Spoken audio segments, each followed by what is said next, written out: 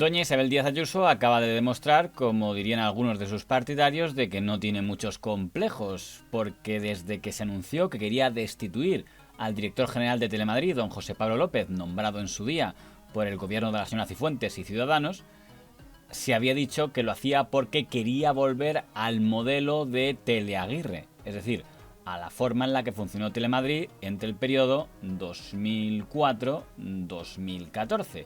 Lo que no se esperaba es que fuera literalmente con una de las mismas personas que lo había dirigido en esa etapa, don José Antonio Sánchez, que fue director general de Telemadrid en buena parte del periodo de doña Esperanza Aguirre. Es la persona que ha escogido la señora Díaz Ayuso para que asuma el cargo de administrador provisional de Telemadrid, mientras se llega a un supuesto acuerdo, si es que se llega, de amplia mayoría para otra persona que ocupe el liderazgo de la televisión pública madrileña. Propuesta del Partido Popular, una iniciativa que cambia el sistema de elección del director general de Telemadrid. Se reduce el mandato de los 6 años actuales a 4, lo que implica que tras ser aprobada y hoy contará con los votos suficientes, pues el actual director general de esta casa tendrá que dejar su cargo. José Antonio Sánchez será el nuevo administrador provisional de Radio Televisión Madrid. Así lo ha aprobado hoy el Consejo de Gobierno. Dice el Ejecutivo Regional, Carolina Moyá, que tiene un mandato claro, marcado por ley.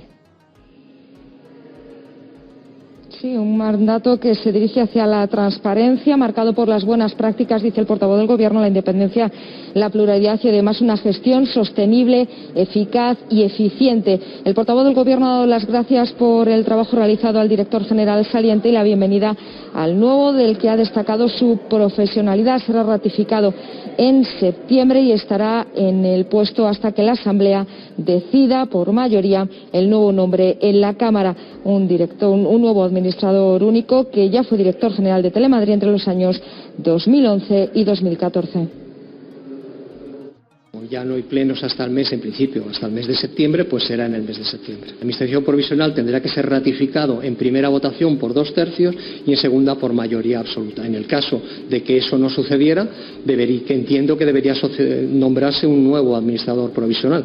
Don José Antonio Sánchez fue uno de los hombres fuertes del diario ABC en la época de don Luis María Ansón, su maestro. Cuando el señor Ansón toma el control de Radio España / Cadena Ibérica, el señor Ansón pone al frente a don José Antonio Sánchez. Cuando Radio España desaparece porque se integra en Onda Cero, el Partido Popular, por recomendación de Ansón, pone al señor don José Antonio Sánchez como director general de Radio Televisión Española. Es la época en la que don Alfredo Urdaci es director de informativos de Televisión Española. La Sala de lo Social de la Audiencia Nacional ha estimado favorablemente la demanda interpuesta por el sindicato CCOO contra Radio Televisión Española para que informe de las medidas adoptadas para depurar responsabilidades tras la reciente condena de Radio Televisión Española por la Audiencia Nacional por vulneración de derechos fundamentales y de las que tiene previsto tomar para evitar que hechos de esta naturaleza puedan volver a repetirse. La medida que pienso adoptar ante la sentencia es la que ya se han adoptado.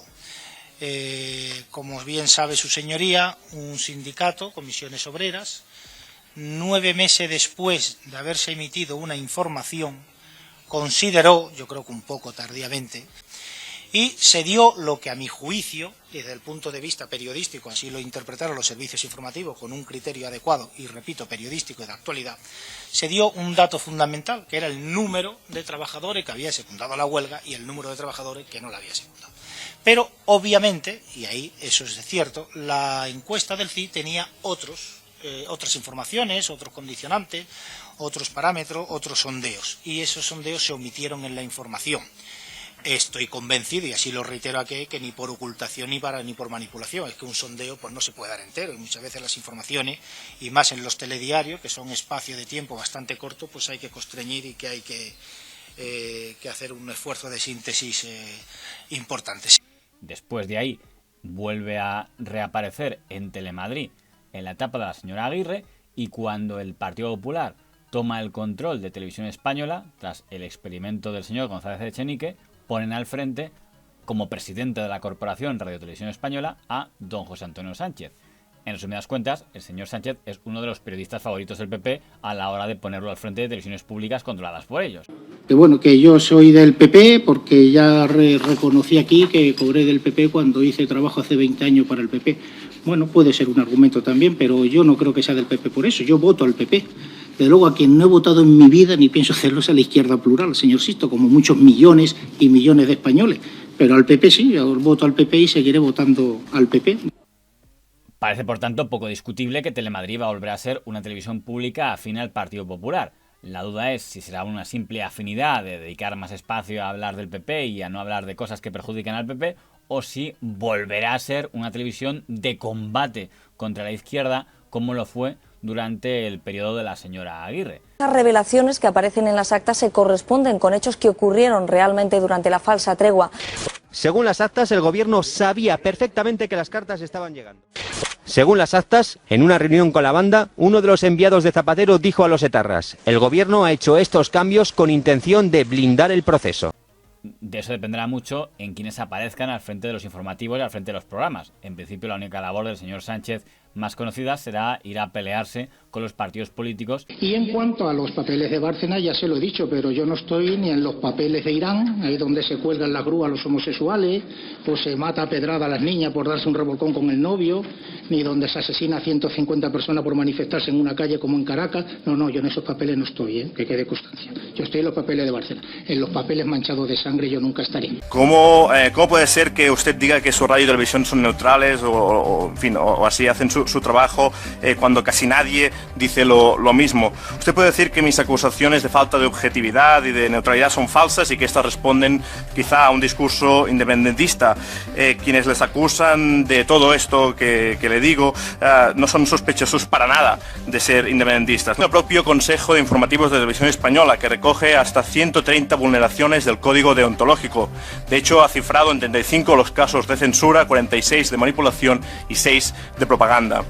Hay algunas denuncias hechas desde el propio Consejo que no han sido contestadas aún. Por lo tanto, desearía que, vistos los antecedentes, nos informaran esta comisión qué tiene previsto para la campaña electoral de las próximas elecciones en Cataluña. ¿Van a reunir a los periodistas encargados de la campaña? ¿Qué les van a decir? ¿Recibirán órdenes o sugerencias, entre comillas, de cómo deben hacer su trabajo? No le voy a decir qué es lo que voy a ordenar que se haga, sí le voy a decir lo que no se va a hacer en televisión española. Mire usted, lo que no se va a hacer en una televisión pública como la que yo dirijo es disparar contra la imagen del rey de España como hacen en la suya. Aquí ningún presentador va a decir ni llamar mangantes, sarnosos de mierdas y cabrones a los españoles. Eso en la mía no. Ni tampoco va a salir en un programa para que los niños le expliquen que se encarcela por ser independentista a la gente. No, eso en un programa infantil de televisión española no va a salir. Ni se va a quemar la Constitución. No, eso pasa en la suya, en la mía no. Y en todos los procesos electorales, y llevo ya mucho, ¿sabe usted cuántas veces nos ha corregido la Junta Electoral Central a nosotros? Ninguna. A ustedes no han empezado la campaña y ya le han llamado la atención. Entre las cualidades del señor Sánchez podemos asumir que no le cae especialmente bien al director de La Sexta, don Antonio García Ferreras. Y muy del PP. Bueno, yo creo que el PP le queda a la izquierda. Él lo dice así. José Antonio Sánchez acaba de comparecer, es el máximo responsable de la Radiotelevisión Española. No se entera de nada, no entiende nada. Él añora tanto el franquismo. Dice que nunca haría lo que hizo La Sexta en la noche electoral. Si hacer lo que hace él al Frente Televisión es ser normal, yo prefiero no serlo. Porque apesta su televisión. Y él. José Antonio Sánchez, comisario político, mamporrero del Partido Popular, que tiene que aguantar a individuos como este, que van allí a manipular, a hacer propaganda. Manipulación. Ese es José Antonio Sánchez. Añora al franquismo.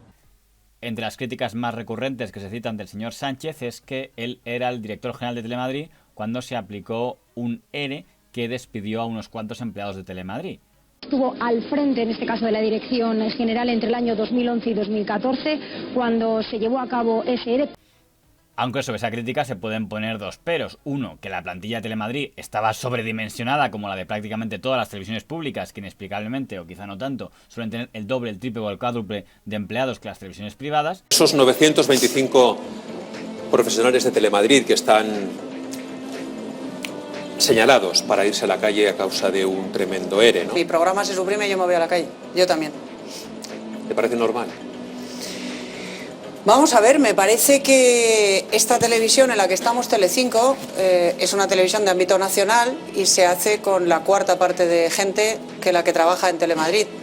Y otra que en aquella época, 2011, prácticamente todos los medios de comunicación tuvieron algún tipo de ERE. Casi otro modelo de televisión pública, prescindiendo de 829 trabajadores que van a demandar, por cierto, a la compañía de forma individual y colectiva. Exactamente igual que lo que pasa en los medios de comunicación privados. Es decir, ustedes, con todos mis respetos para su grupo, pues no sé cuántos seres han hecho.